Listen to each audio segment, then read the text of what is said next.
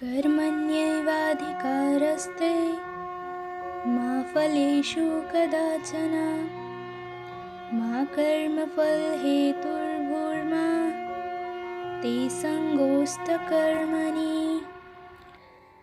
You have a right to perform your prescribed duty, but you are not entitled to the fruits of action. Never consider yourself the cause of the results of your activities, and never be attached to not doing your duty. यदा यदा हि धर्मस्य ग्लानिर्भवति भारत अभ्युत्थानमधर्मस्य तदात्मानं सृजाम्यहम्. Whenever and wherever there is a decline in religious practice, O descendant of Bharata, and a predominant rise of irreligion, at that time I descend myself. Paritrānāya sadhūnām vināṣāya ca duṣkratāṃ dharma sansthapanārthāya sambhavāmi yuge yuge. To deliver the pious and to annihilate the miscreants, as well as to re-establish the principles of religion, I myself appear millennium after millennium.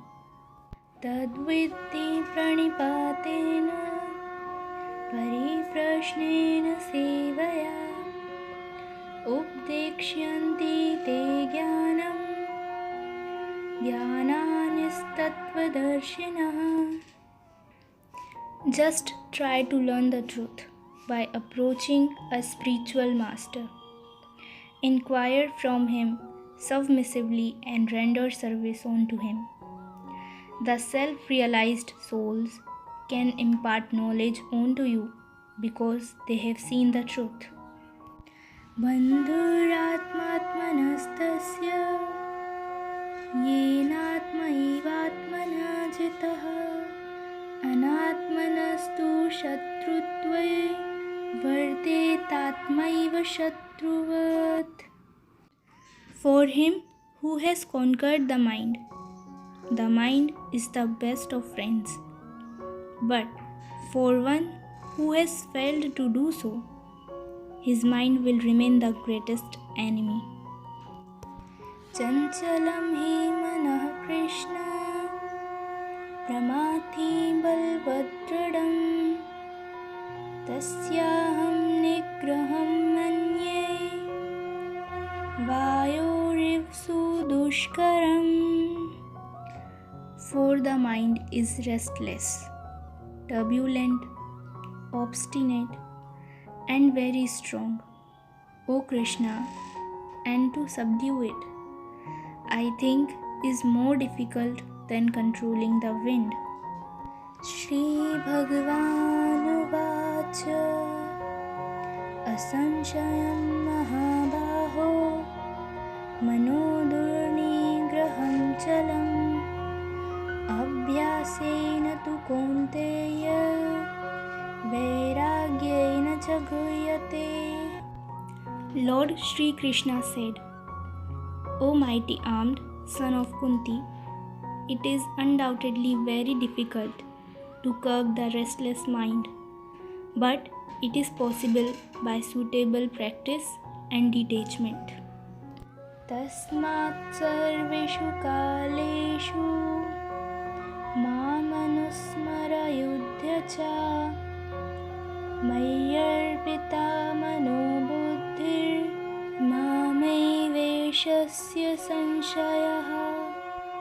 Therefore, Arjuna, you should always think of me in the form of Krishna, and at the same time carry out your prescribed duty of fighting.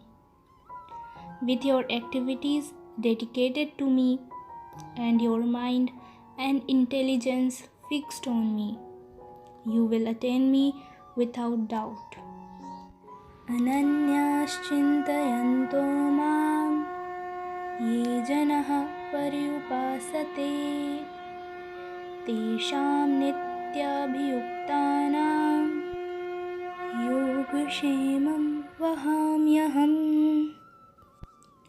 But those who always worship me with exclusive devotion, meditating on my transcendental form, to them I carry what they lack, and I preserve what they have.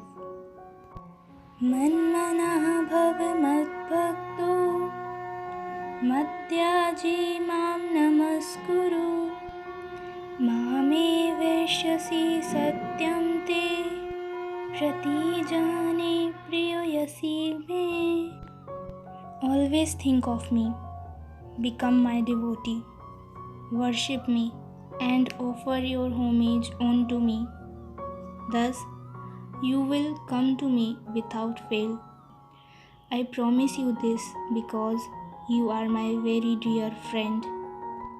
सर्वधर्मान् परित्यज्य मामेकं शरणं व्रज